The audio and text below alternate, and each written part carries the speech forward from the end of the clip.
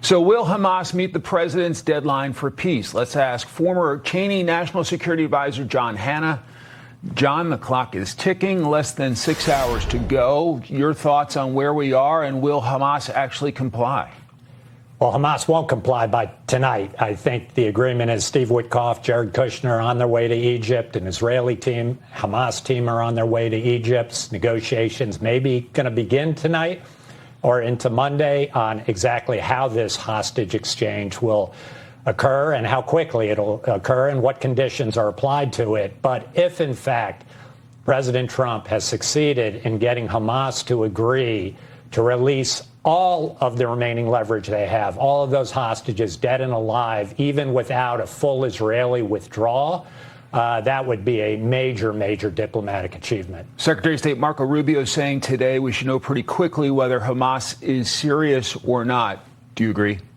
Yeah, I think you know very quickly. Have they actually agreed to release all of those hostages, even without a full Israeli withdrawal, even without a full negotiation of the rest of this plan?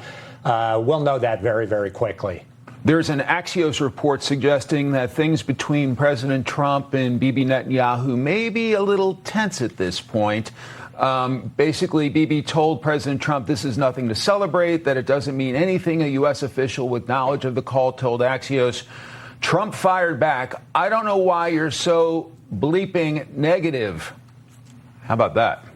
Yeah, that was quite an exchange. I happen to be on the pessimistic side of this. This is Hamas. It would be completely out of character. This sounds like a yes, but for them to survive for another period of time. But the president is obviously, he's got a bunch of Arab partners and Muslim partners who have come in behind him for the first time, saying, we're behind your plan, Mr. President. I think he feels an obligation to try and get this war to a conclusion, to get all those hostages back. He sees an opportunity, and he's willing to really press an Israeli prime minister to bring this to a conclusion in a way that none of his predecessors have ever been willing to do. Interesting. And he's also pressuring Hamas by saying they're risking complete obliteration if they don't comply.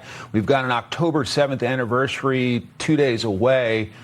If the hostages come home, dead and alive, is that cause for celebration in Israel? Undoubtedly.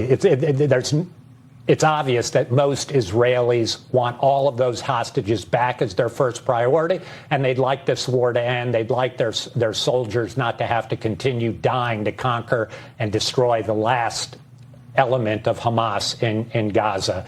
The right wing in Israel and in Netanyahu's government has a different view. They want this war to continue until Hamas is totally obliterated, and they, in fact, like to remain in Gaza, to have Israel control Gaza in perpetuity.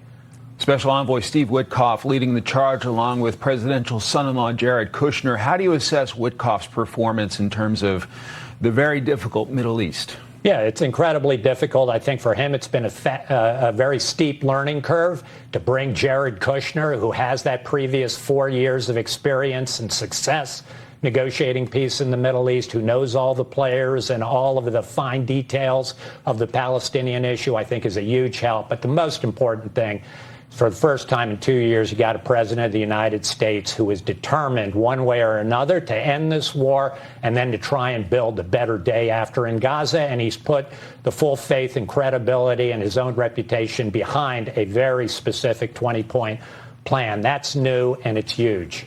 It would be epic for his legacy, too, right? Totally. Huge. And I think it's not just the Palestinian question.